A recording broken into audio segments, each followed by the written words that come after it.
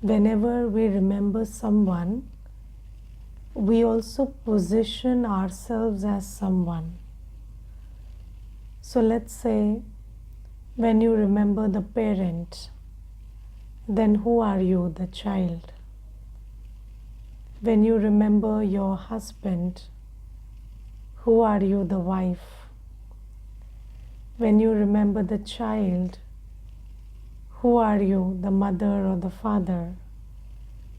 So, along with remembrance, automatically there comes the question of how do we position ourselves?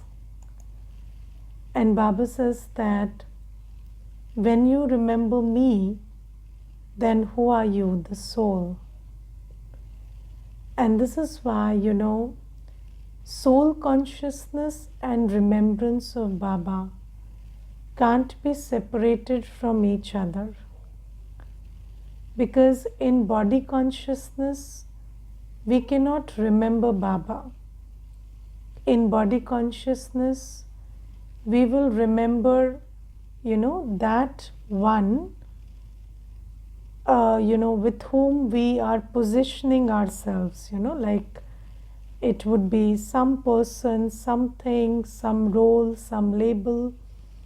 And according to that, we will also have a sense of who I am. So if I am remembering the patient, then I'm a doctor. If I'm remembering the child, then I'm a parent. So this is how remembrance works. And Baba today says that it is very important that we become soul conscious and remember Baba. And when we are soul conscious, when we are in Baba's remembrance, then our original sanskars emerge. So when I am soul conscious and in Baba's remembrance, then how am I? Knowledgeful, peaceful, loveful, blissful, powerful, pure. So that's what remembrance does to us. And Baba says that it is through this practice of soul consciousness and Baba's remembrance that you will be able to win over Maya, and you will be able to become a conqueror of sinful actions. Because sinful actions are the natural actions of a weak soul. Yes? So when I am weak, so have you seen anybody who kind of plans to create sinful actions? So do you ever get up and say, today I will perform many sinful actions? Yes, nobody does that. Nobody plans to be sinful. Nobody intends to be sinful. So every day you get up, you have this thought that, today I'll be peaceful, loveful, happy, blissful, do accurate karma. But then what happens? What happens is you don't have the power. And when you don't have the power, then a weak soul cannot perform good actions. A weak soul will definitely perform sinful actions. So this is why Baba says, you want to win over Maya, you want to be a conqueror of sinful actions. The most important thing is practice being soul conscious and sitting in remembrance of Baba. Because we don't understand soul consciousness until we are supreme soul conscious. So do you have a reference point for what it means to be soul conscious? Do you know what it means to be peaceful? Do you know what it means to be loveful? We know how to be peaceful in a body conscious way. We know how to be loveful in a body conscious way. But we don't know how to be peaceful and loveful in a soul conscious way. Yes, so it is only Baba, who is the ocean of peace and love. So, in his remembrance, I will also become like him. And let me tell you one thing. Today I was just giving a course to somebody in the morning, and I was talking about the soul world, and I was giving them a course about, how we come from the soul world, and we souls belong to the soul world, and Baba lives there, and we also come from there. And I told her that if you just, sat here and moved your intellect to the soul world, so if you just sat here and remembered the soul world, then you will become peaceful. Okay? And then she said, okay, but, and then I said, you see, if you remember the soul world and you become peaceful, that means that that world of peace exists. Okay, otherwise, how could you get that peace? But then she said it could be placebo, like, psychologically, if I think of peace, I will become peaceful. So it could be a placebo effect. It may not be, my connection with the soul world. So I told her that, if it is a placebo, then you will experience the peace that you know. But when you remember the soul world, you experience the peace that you never knew. That's the beauty of, yoga. So, it's not like you are just connecting with or remembering or, imagining that which you know. It's not just that. It's not like when you go to the soul world, you will just experience the light and peace that you think exists there. But you will experience the light and peace that you never thought about. That's the beauty of yoga.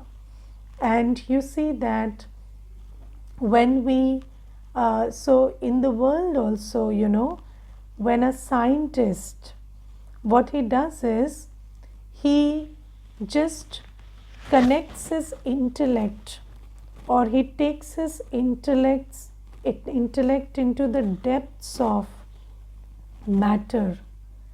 So, what does a scientist do? All research work is done in deep silence. So, in deep silence, the scientist is having yoga with the 5 elements of nature. And when the scientist has yoga with the 5 elements of nature, then the 5 elements start revealing themselves to the scientist. And then he comes up with, a knowing and an experience which is new. And here also, Baba gives us the knowledge of the soul world. But when we have yoga with the soul world, then that yoga and the experience that comes from that yoga is the soul world revealing itself to us. When we have yoga with Baba, then we have realizations and experiences that are not based just on knowledge and thinking and imagination, but those experiences and that is kind of a revelation that comes in yoga. And of course, Baba says that you need a structure. So Baba gives us a structure, what is the structure? So when you sit, you remember I am a soul, you remember what a soul is like, you remember the soul world. Baba gives us the color of the soul world, the form of the soul world, the qualities of the soul world. But where is that experience? That experience is something that you get when you have yoga.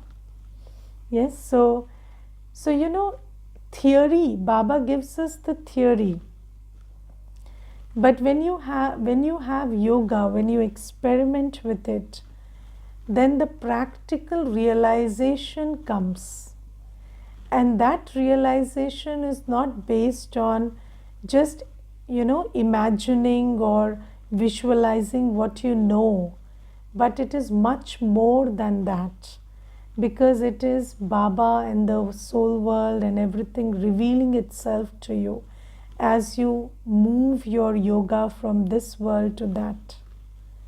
Yes, so, and when you do all this with love, when you remember your home with love, when you remember Baba with love, when you remember the new world with love, then what happens is all that memory that is locked inside you, that memory where you know the home, where you know the Father, where you know the new world that's coming, and that whole memory starts getting unlocked.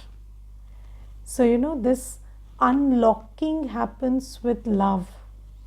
And this is why Baba says that, remember Baba with love. Baba says when you have yoga with Baba, which is based on true love, then this yoga will make you experience Baba and make you experience your true nature. Because to know yourself, you need to know Baba. Because what is the identity of the soul?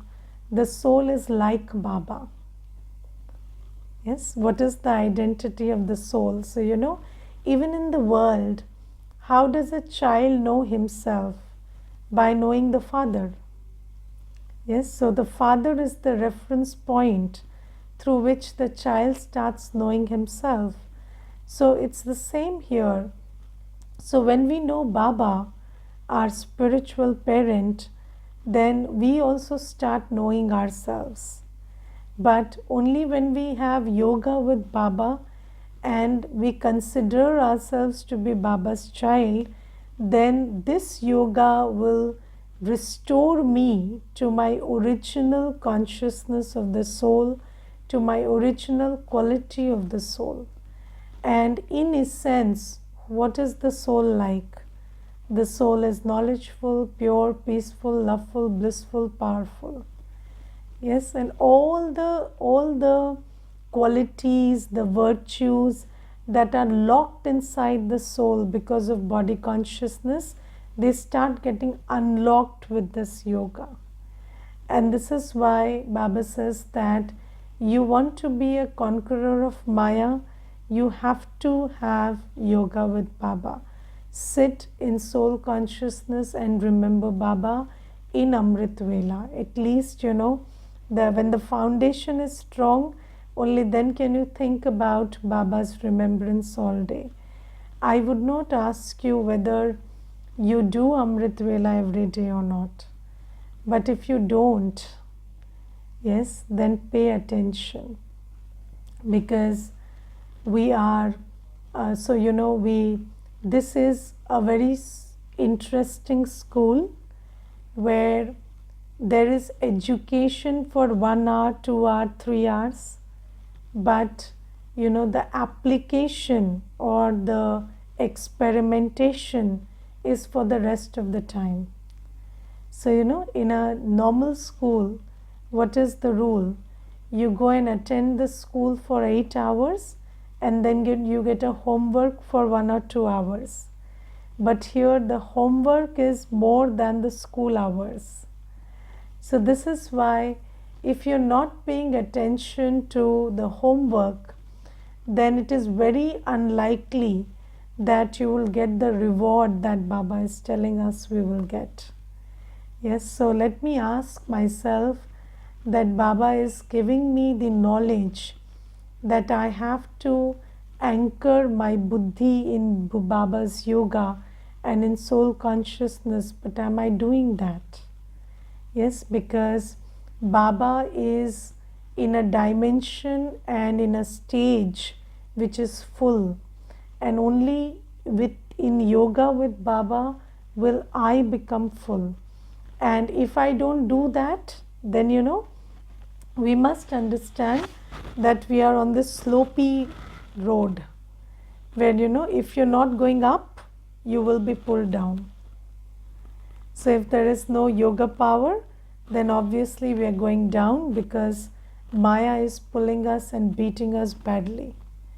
Yes, so it is not that. So, in the Sangam Yuga, there is nothing like neutral. So you are either doing good karma or bad karma. You are either having yoga with Baba or you belong to Maya.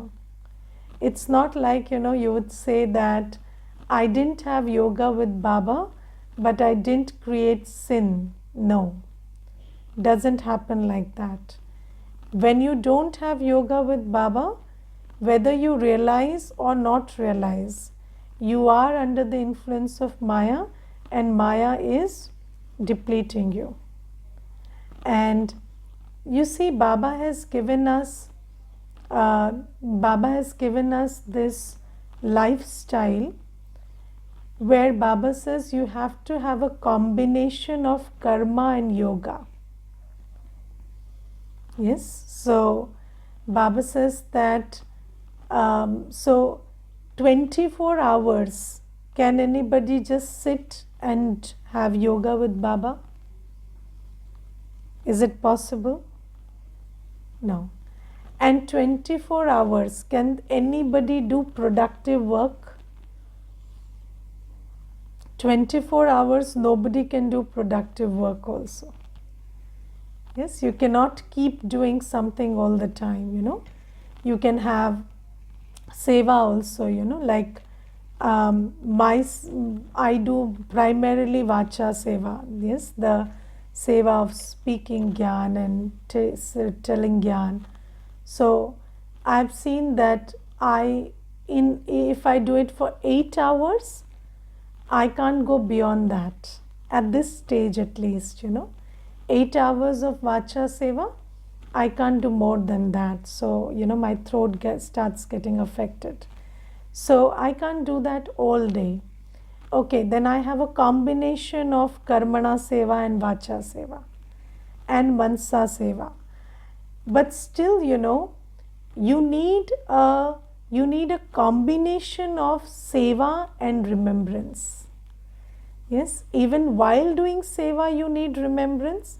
And there are times when you will want to not do anything physically. At that time, you need remembrance. Yes, because, there is this one girl who came to the center and she was just wasting her time all day, doing nothing all day.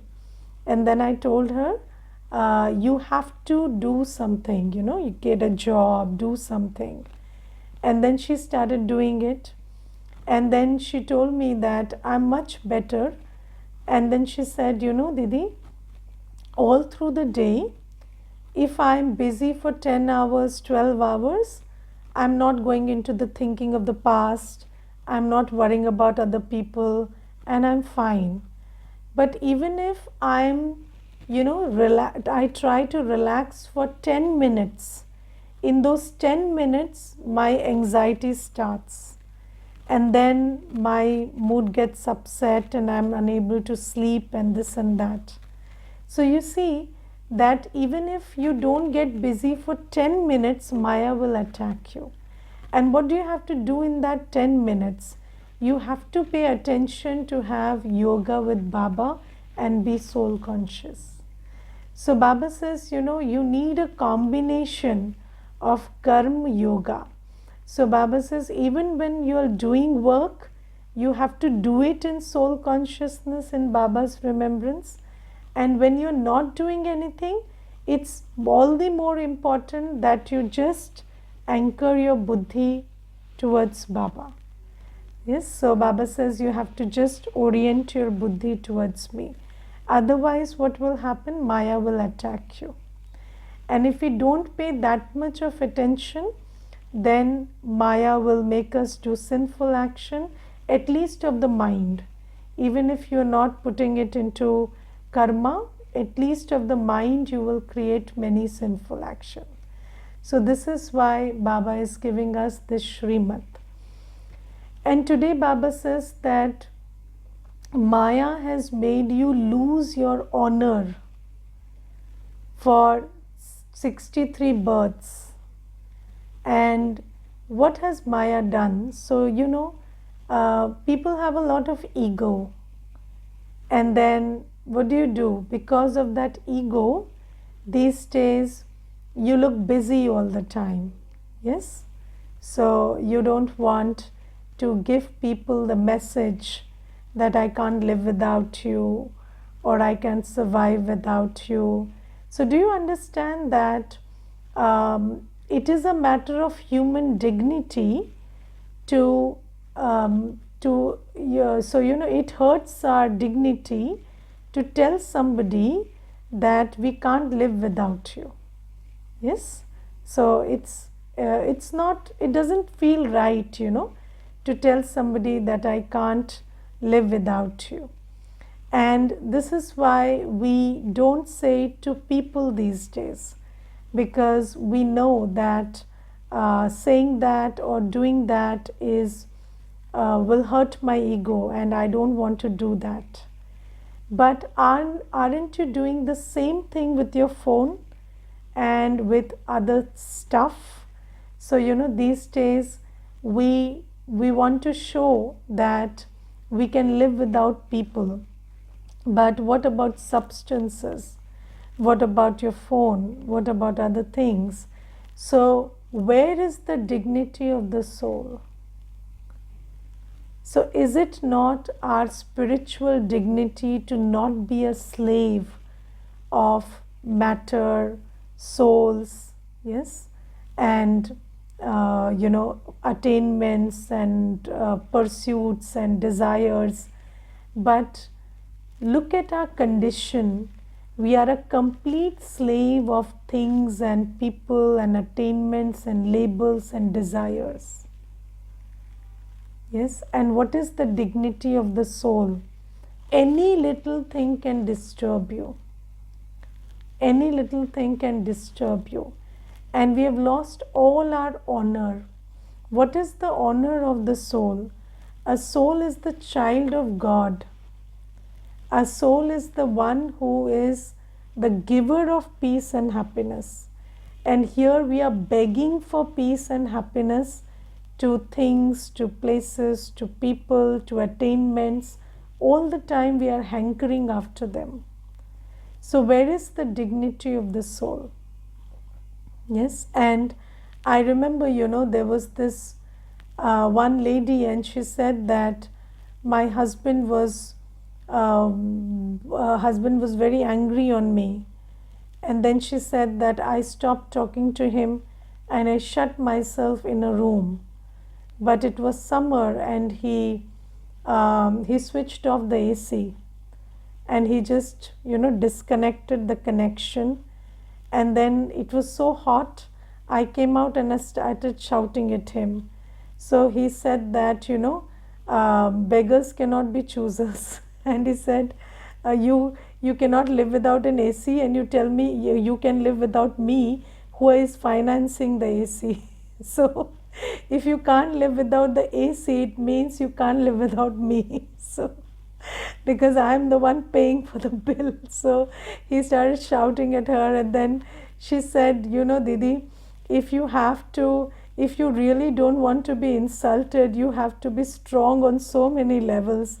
She said that if I can't tolerate heat, then I have to tolerate insult. So then she said that both my parents are dead, and I'm alone, and I don't have any skills or any finances as such. So I have to deal with the insult, and then I have to sit in a cold room, and I have to have the luxuries of life, and I have to pay the price. So you see that why I'm giving you this example is because you say that you don't want to be a slave, but are we not slaves at so many levels? Yes, so we are slaves of our sensual desires, we are slaves of this heat, cold, this, that, weather changes, we are slaves of desires, we are slaves of habits, We are slaves of things that we think we can't do without. We are slaves of the relationships we are attached to. We are slaves at so many levels. And how can a slave be happy? How can a slave choose? A slave doesn't have the privilege of choice. So, a slave is dictated by these things. We are living our lives like slaves. And, um, and however much we want to protect our dignity, but if our condition is of such spiritual depletion, then we cannot stay in peace and happiness. We cannot choose to be peaceful and happy if we are so dependent on these external things, and we will be miserable all the time. So Baba says, you talk about human dignity, you talk about these days people talk about rights and this and that, but even if I gave you a very appropriate example where even if you teach that woman to in the Murli, Baba says that if somebody is not allowing you to lead a pure life, which is the right of a soul, then you should choose to wash dishes but not go into impurity. But the question is, can I wash dishes? Yes, and if I don't have the strength to wash dishes, then what will Maya do? Maya will push me into impurity, and I will do that. So this is why it is very important to realize that we are not slaves of people, we are slaves of our habits. And it is because of the weakness of the soul, it is because of the habits that we have, it is because of the dependencies that we have, that people are making us dance to their tune. And if we don't overcome our slavery, our spiritual slavery, then we cannot stop dancing to the tunes of vicious people. Yes, and the question is, are you okay with dealing with come what may, because you want to follow Srimat? So following Srimat is not easy. Yes, you want to, because following Srimat means taking charge of your body, mind and wealth. Right? First thing is taking charge of your body, mind and wealth. Correct? What is following Srimat? Following Srimat is first taking charge of your body, mind and wealth. But if the soul is weak, then your body, mind and wealth are not yours.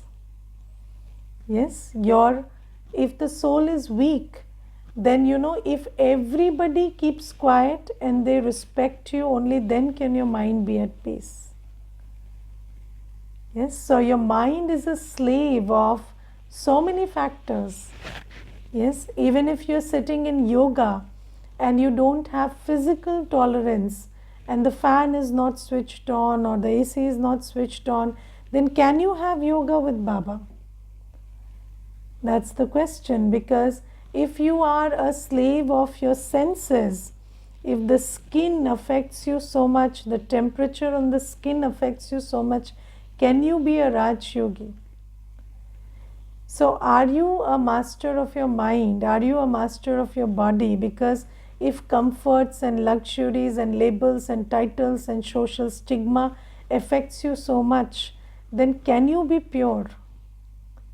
You cannot be pure, because the people around you will dictate their terms of, you want to be pure, you are taking charge of your body, and then what happens is those people who are benefiting from your body will start dictating terms, and they will start cutting off whatever they are giving you or supplying to you. And then can you deal with that? Yes, so do you have the privilege to be pure if you are a slave of your senses? and you are a slave of, your social labels and this and that, you're body conscious, then can you be pure? You cannot be pure. You don't have that choice. And can you use your money in yajna seva if you are, if you're full of attachment and lust and greed and ego and all of that stuff? You cannot do that. So this is why Baba says that, Maya has completely, thrashed us like anything, and we are in a very bad condition. So first thing is, we start where we need to start. What is the starting point? Knowledge, everyday murli, yoga, getting up at Amrit Vela, meditating, and then with that power, start becoming a conqueror of sins. Start making choices, because you need great spiritual power. Knowledge and yoga will give you the power to choose purity, choose to do seva. And with that, again it becomes a virtuous cycle. And then in this virtuous cycle, again, the more strong you become, the more purity, the more yoga you can practice, the more seva you do. And this is how, you break the vicious cycle by entering the virtuous cycle. So there is a vicious cycle where weakness will beget more weakness, because the weakness in the soul will make you do more pap karma. But to change it into a virtuous cycle, where do you start? You start with everyday murli, paying attention to murli, building your power of realization, building your power of gyan, knowledge is power, and then practicing yoga. So the more you remember Baba, the more you will have discernment and the power to decide and the power to choose. And then you make the choices to be pure and do seva. And when you start making these choices, then slowly this virtuous cycle sets into motion. And when this virtuous cycle happens, where yoga and purity feed on each other. So, and then gyan also becomes easier to imbibe with more yoga, more purity. So this virtuous cycle, when it starts happening, then you are able to get over the vicious cycle. So this is the method. And then today Baba says that never say that this is my thought, my sanskar. Have you not surrendered yourself to Baba? Then how can your thought and your sanskar be separate from Baba's? And Mama was the one who imbibed this in spirit. And whenever Mama was asked, what is your opinion about this? Then Mama would say, what is my opinion? My opinion is what Baba says. I don't have a thought. I don't have an opinion. Whatever Baba says is my opinion. So, we have to understand that when I belong to Baba, so what I'm a soul, right? So who am I? I'm Baba's child. And I'm like Baba. My form, my sanskar, my mind, my buddhi is supposed to be like Baba, right? That's the basic design. And now I've moved further away, that's different. But as much as I practice soul conscious, then I have to reach a stage where, there is nothing called my thought, my sanskar. And whenever there is a thought which is not Baba's thought, whenever I am experiencing a sanskar emerging, which is not Baba's sanskar, then whose is it? It is Ravan's.